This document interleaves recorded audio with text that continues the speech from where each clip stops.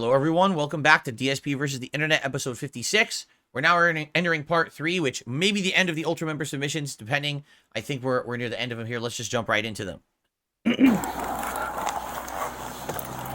Rarest? What does that mean? This is a body cam from January 11th, 2021, so 3 years ago. All right, Mr. Williams.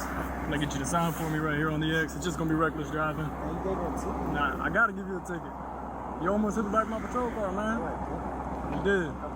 We got dash cams rolling. Wow. You guys are flying. You're going over 100 miles an hour down the metro. Can I please get a warning? Please. You gotta get the ticket. He's man. begging for a warning. Come on now. I don't think I can take the ticket. Why can't you take a ticket? Bro, there's people that make $20,000 a year and take tickets. I just got my license. It ain't about the money. You can have it. It ain't about nowhere near about the money. Just take the ticket, man. Body cam Young Thug goes back and forth with a cop over a ticket. So this is 3 years ago. So Young Thug, I'm assuming, is a rapper. Did you hear what he said? So he's already in trouble for his license. If he gets the ticket, he thinks he might lose his license. But wouldn't the cop know that? Wouldn't the cop have looked it up in the system and showed that if he gets another ticket or another infraction that he loses his license or whatever? Well, how about if I do 100 push-ups? 100 push-ups? Nah, I can't do that. How about if I do 100 push-ups? What are you talking about? I got. Let's race. In the no, cars? No. No, foot race? Yeah. If I beat I got this you, gear no on. ticket. If I you got beat this me, gear on. But hey, here's the thing, man. 2,000. Is why should you be treated any different than anybody else? Because, You know, my beats over on Lakewood, those people are struggling. I give them tickets too. right. But So why should you be treated any different? because I'm a taxpaying citizen, So am I. So is get everyone tickets else. all the time. GSP always ticks me. I wouldn't ever give you a ticket. But you're not in my position. How's it gonna look if I go out on my beat on Lakewood and I ticket someone who works 80 hours a week for $20,000 a year, but I'm not gonna ticket you? It doesn't make sense. But You gotta see where I'm coming from, man. I can't be sideways. I understand where you're coming from. So But Well, Have you I ever guess what the dated question is, why does he want to get out of the ticket? If he really is like a popular rapper who has a lot of money, why does he care about the ticket? If what he says is true, and if he gets the ticket, he might like lose his license. The cop would know that, and the cop would be like, "Well, not only am I giving you this ticket, but now this means that you also lose your license, so you can't drive home." Right? So I'm a little confused about the situation. Obviously, it's real. This is a real dash cam, but I don't know. I don't understand the whole situation here. I'm confused. Right? I don't know. I just don't get. I don't get why he's trying to get out of the ticket to begin with. Who cares? If you're a freaking rich rapper, who gives a shit? Get a ticket every day, and who cares, right? He probably could fart and make enough money to pay that ticket, right? So who cares? I'm being told he's actually currently in jail in Atlanta. He's in jail right now. Oh, maybe he took a few more tickets. I guess maybe that's what happened. All right, let's continue. Wait, did he actually get the ticket? Let's fast forward. I think he probably had to take the ticket, right? $20 a night? yeah, but I paid. What if you hit one of them? You'd have ended their life for no reason. Right. He took it. I'll give you a copy of this real quick, and then you guys can be on your way to get to the club. He realized he ain't gonna get out of it. From our point of view, man. All right, I hope you have a good night. Pissed. I don't get it. I can't get out of tickets because I'm a rapper. All right, so this is good because I haven't seen this yet. Alone in the Dark trailer. All right, this game comes out in a couple weeks, and it's a big question mark if I'm going to play it. Depending on this trailer, this may determine if I play it or not. So let's check this out. What are you doing, child? You shouldn't be alone. Who are you? Are you here for the Fay Dodo? For the what?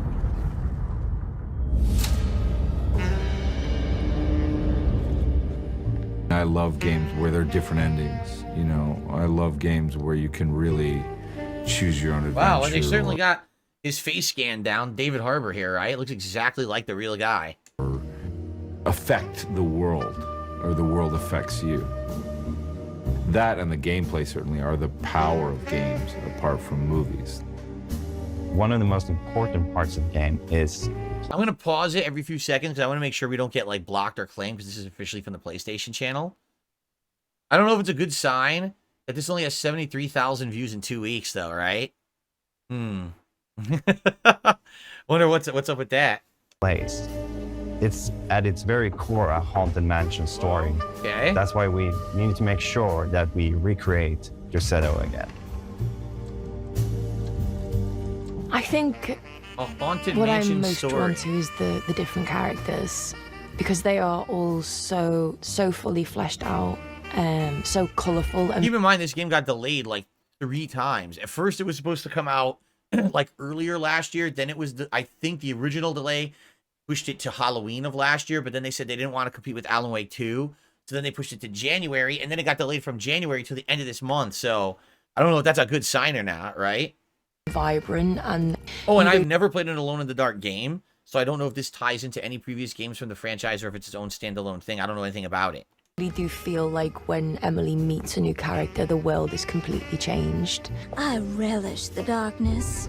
I think it suits me. At the start of the game, you get to choose if you want to play as Edward or Emily. Okay. And the route you take will be slightly different depending on who you choose. So basically, it lends itself to 2 playthroughs to see both sides of the story. Okay. The people I agree. The graphics look a generation behind. They don't look like modern graphics. They look okay. at Rosetto will react differently to you depending on who you play. Detective Conby, good to see you again. Solved your case yet? Hey, little lady, how's your evening been going? Drunk as Ups shit. and downs, I suppose. You know, and I got to kind of see pictures of all the characters before we started, so to now be able to hear March 20th it comes out? Holy shit, really? It comes out in 3 days? I had no idea it comes out in 3 days. Oh my god. Oh boy. Anyway. kind of VO of all of them is really exciting. I feel like so many of these AAA titles are, you know, just like very straightforward. There was something about this particular brand of games that was very unexpected. It just had a kind of life to it, and a kind of. What's weird is it looks like a detective game like LA Noire, but apparently it's like a supernatural twist game. But what's the actual gameplay? They haven't shown any. You notice that? They're not showing anything. Weirdness to it that I really liked. Emily, don't worry. I think I'm close. I'm gonna set everything right. Just be careful.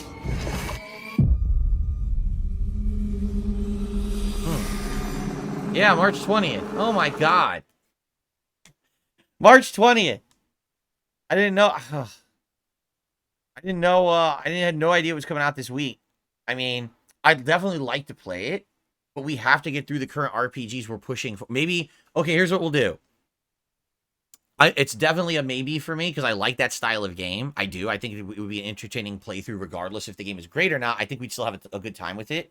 But we have to finish what I'm working on now. So we have to finish the RPGs. Once those are done, then we can determine if I play this along with the other new game I'm starting Friday and then whatever. All right? Because I am excited. That looks interesting. Like, that's the kind of game that I probably, even if it's not a great game, I probably still like it, you know? So, okay. Hey, it's Dry Bear. And the Dragon's Dogma 2 character creator has been out for a couple of days, so today I wanted to go through all of the best and worst looks that we've seen. If I play the game on Friday, I'm going to be doing this on Thursday on my day off. My wife and I'll make my character, and she's going to make a pawn for me. And then that's what we're going to go with. That way I don't have to do it when I play it on Friday. From the online communities will range from some really awesome character designs, some public figures you might recognize already, and then some I don't even know. Horrors unleashed upon humanity that shouldn't see the light of day. And I'm gonna do my best to mix it up so we keep a nice pace as we go through the video. The cool feature about Dragon's Dogma 2 is it's actually going to be released alongside Starfield. This is Todd Howard, and it's surprisingly well made. It's even got his look down, that look of disapproval when you don't buy Skyrim. But someone has also managed to create a Lita Battle Angel, some attempts at Baldur's Gate 3 characters like Asterion, the beloved half-elf Shadowheart, one, two, which I can't really tell what she's looking at here. And there has been many attempts at Bay-Zell. Some that I think pulled it off pretty nicely considering the availability for the squash and stretch on the face. Some that got the jawline just about right, but the other proportions seem a little bit strange. And some that are just happy to be here. I think this Daenerys Targaryen looks awesome, and they did a great job capturing her aesthetic. And they've got some pretty cool Targaryen vibes across the board. I think Gandalf's a nice addition too, especially if you're gonna have a caster in your party. You may as well have the gray beard. This one kind of have Gandalf be your pawn. He's a freaking wizard and shit. That'd be actually pretty dope. Reminds me of like a Gandalf / Dumbledore hybrid, but it's in the right vein. Someone snapped a Dumbledore. Call him Dumbledore. Shot of Mike Tyson on his way to fight Jake Paul. The Beastren have some pretty cool customizations. Beastren, that's what it's called. There's a cat race in the game called the Beastren. Well, and there's actually not as many of these online as I thought there were going to be, but there are some cool presentations. You have 2 different fur options for them, and some of them definitely look like if they were to lick up some milk, it would get stuck in their beard. The fur overall looks great, and some of the treatments like the scars and the tattoos and the actual markings do make a pretty interesting impact on the way the fur is presented. Some of them have some very unique looks to them, and I sometimes feel like they're in a costume versus actually being a Beastren. I think that comes down to how far you can stretch the proportions. There's some pretty cool classes that you could make for the Beastren as well, and the presentations I think could match them nicely. And they have a pretty interesting range of lion. I like that look of that one. But I'm surprised I haven't seen any Elden Ring Malekiths. Maybe they're out there, but I just haven't run into any presentations for that yet. And some of them are just way too fluffy. You can see what I mean by how the presentation of the markings appear on the fur, depending on what kind of fur you choose. Yeah, it's weird. Like, that doesn't look right at all. Like, how could that even be on the fur? Is that paint? Maybe like it's painted on the fur. It's definitely not tattoo. You know, it is kind of weird where they line up, because you would think that a tattoo like this on top of fur wouldn't present as well as it does here, but I guess with the short fur version you have for the Beastren, it does show up quite nicely. I can imagine they went through a lot of iteration to make markings. All right, it's a lot of Beastren. Let's get past. Oh God, what's that? Powerful character. If he ever gets a hold of you with his one tooth, you're done for. This reminds me of in the cartoons where the character swallows something whole and you can see the shape of the food going down their throat. And I think this is supposed to be it is the him. Emote of Keck W. Yeah, it's him. And suddenly I just don't feel safe anymore. I need assistance. The physical embodiment of never skipping leg day. It's the Street Fighter 6 avatar creator all over again is what it is. The insane proportions you can make, right? Street Fighter's Blanca, if he was actually a fruit that was left out to rot for too long. But that's not all that's possible. Some people are making some very interesting and attractive characters that I think show some really wide ranges of the human body. And they must have gone through so much work to try and represent different nationalities, bone structure. Do they have like any, I want to see if there's any like, oh, that's an orc for like Lord of the Rings. That's cool. I want to see if there's any like, oh, here we go. This is what I want to see. What actual like licensed characters have they ripped off? That's what I want to see. Boy, just gloriously incandescent. Oh my God. There's a character for you if you just really hate the Saiyan monkeys and you don't like Kakarot. I think this is supposed to be Frieza. There's also some really good representations of more public figures. I think this one has a similar striking to Christian Bale. This one looks pretty darn close to Ian McShane, a young Jake Gyllenhaal, of course. Wake the fork up, samurai! Keanu Reeves, Nicolas Cage, if you feel like stealing the Declaration of Independence. And depending on where you live, you could actually be playing Putin's Dogma 3. This one's pretty close to Ryan Gosling as well. That actually does look just like Ryan striking Gosling. Resemblances to Timothy from the Dune movies. Plenty of different takes that take a different presentation of the bone structure and expression, and some with their own spin on top of it all. By Starfield. There's an extensive collection of characters that are just kind of normal characters that are custom creations by people that I think have a cool look, and again represent the wider range of ethnicities and visual looks. But depending on the vocation that you choose and how you set up your character, I think you can really create some fun, unique. All right, cool. Unless there's one cool at the end to see. Oh God, these are like the huge, hideous. Oh no, what? They made fucking handsome Squidward? Take your pick on which one you like more. Handsome This is either Squidward. a take on Joker Whoa, or it's Kefka. Kefka. Some people even made the Kenjaku or Getu visual from JJK, complete with the scar across the forehead. You got young Kratos, sad Kratos, and Leon S. Kennedy in looks about just 1,000 like Leon, different wow. formats. You have to wonder if they put that hair in just for him. This guy kind of reminds me of Leroy from Tekken. And then the Sorcerer Supreme / Mimic Tier / Android that stares deep into your soul. Some very good representations of Devil May Cry's Nero. That hairstyle fits him so perfectly. You know what? He kind of looks like a young Dolph Lundgren, right? Okay, let's go to the next video. This is the last one for Ultra members, I think, this week. Come on, man, you do this all the time. What about dignity? We'll give you bonus points for difficulty. Freestyle dignity. Wait, dignity nightmare, right? Yes, of course. Don't bother me. 18 years ago, this has to be one of the earliest YouTube videos. Don't bother me. As a kid is playing, I don't think this is Dance Dance. Is this one of the other ones? There's a lot of different Bamani dance games and things back in the day. So I don't think this is DDR. It might be another one. Or is it DDR? I can't tell. From the cabinet, I can't tell. It's really DDR. Oh, yeah.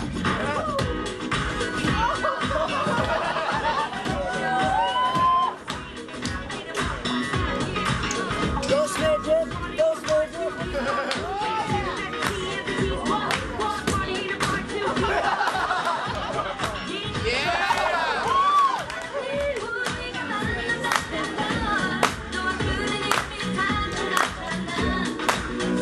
Sucks they didn't have good cameras back then. It looks like shit, you know? This was an HD. It'd be really good. He's a good dancer while he's also playing the game, which is crazy. What's funny, though, is that's not a hard difficulty. That's an easier difficulty of the game, but he's doing that so that he could do the freestyle dance he's doing while he does it. Jesus! That's cool.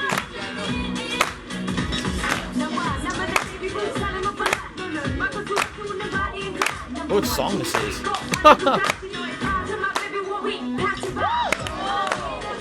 He's a really good dancer.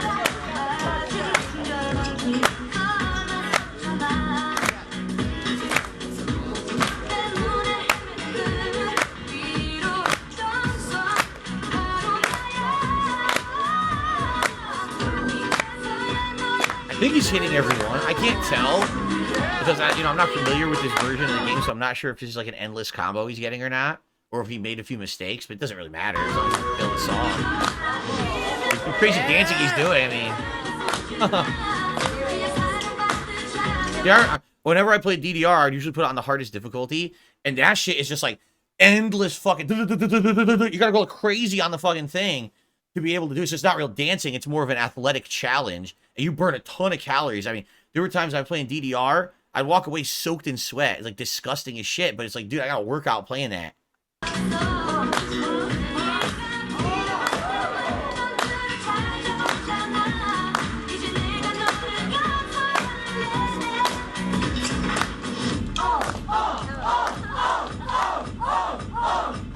Wow! A full frontal flip to finish the last hit. That was awesome. Yep, that's it. So that's it for the Ultra member submissions for this week. So, okay. Well, guys, good Ultra member submissions. This is actually a good place probably. Well, it's a little early to split the part. All right, hold on. Let me get the second playlist set up for you guys. These will be the standard member submissions for the week. Yeah, we got time for at least another one here.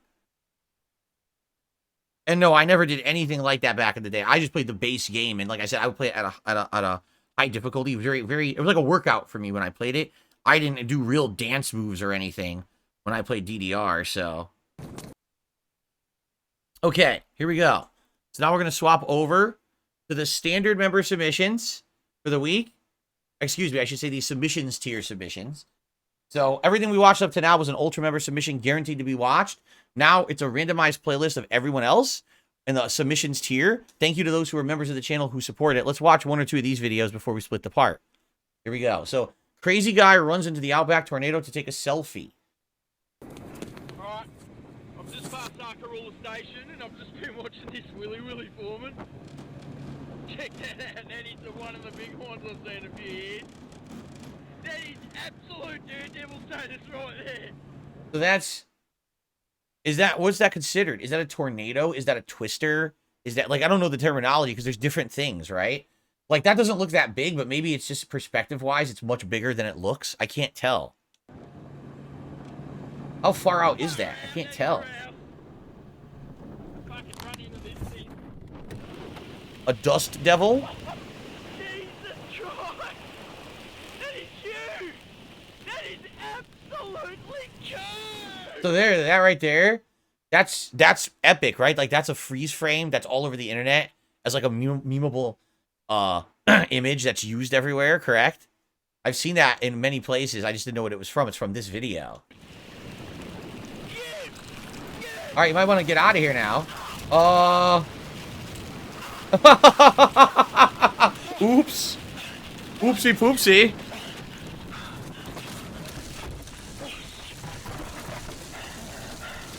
Damn. Is this real? Is this real or is this fake? It looks kind of fake now. I can't tell if it's real or not. It looks like CGI to me now. Does it not?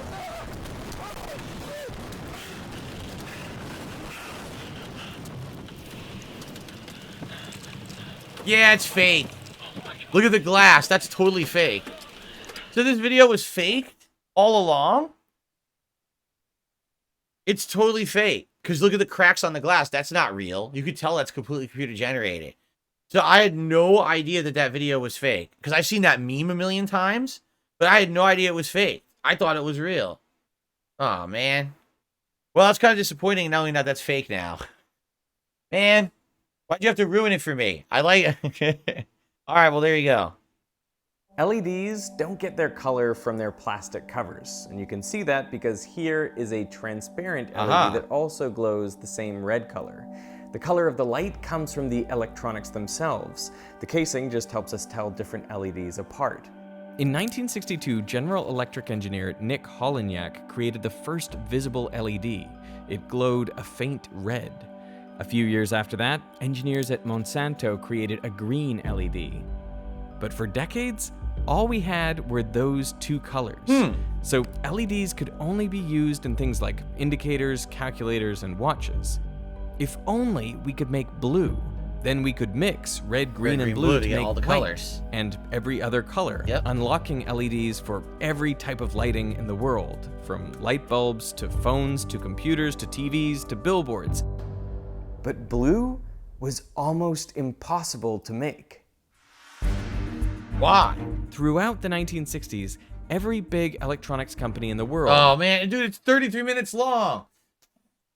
You guys keep hitting me with good videos that there's no way we can watch on this show. I would totally like to watch this, but I can't watch a 33-minute video on a clip show. Like, damn it. So what was so hard about it? And by the way, it didn't do the timestamps, so this sucks. And made 3 radical breakthroughs to create the world's first blue LED. Okay. What are they? Shuji Nakamura was a researcher at a small Japanese chemical company named Nishia. They had recently expanded into the production of semiconductors to be used in the manufacture of red and green LEDs. But by the late 1980s, the semiconductor division was on its last legs. They were competing against far more established companies in a crowded market, and they were losing. Tensions started to run high. Younger employees begged Nakamura to create new products, while senior workers called his research a waste of money. And at Nishia, money was in short supply. Nakamura's lab mainly consisted of machinery he had scavenged and welded together himself. Phosphorus leaks in his lab created so many explosions that his co-workers had stopped checking in on him. By 1988, Nakamura's supervisors were so disillusioned with his research that they told him to quit. So it was out of desperation that he brought a radical proposal to the company's founder and president, Nobuo Ogawa. The elusive blue LED that the likes of Sony, Toshiba, and Panasonic had all failed at. What if Nishia could be the one to create it? After suffering loss after loss... And then he failed. Nah, he probably did it, but I mean, I'm not going to watch this whole video. Look how long this is, and how technical this shit probably is, right? Ugh. Is this the biggest spike? Aluminum gallium nitride, a compound with a larger band gap that could block electrons from escaping the well once inside. All right, I'm never going to understand this. Sorry, I tried. You got me at the aluminum bitride electron. No, I'm never going to understand the tech. All right. Guys, that's part 3 of the show for this week. I hope you were enjoying, and if you are, thank you so very much for watching. Consider becoming a member of this channel, and then you can submit clips for next week's show. That is the way that this channel basically is funded, is through membership. So thank you very much, and I will see you in the next part.